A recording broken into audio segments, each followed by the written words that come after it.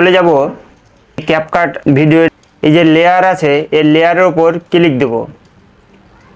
এখানে দেখেন এই যে চার কোণা একটি অপশন দেখাচ্ছে, প্রথমে ক্লিক দেব। লেয়ারটি একটু সরিয়ে নিব, এভাবে চেপে ধরে এখন আমরা জুম করে দিলাম।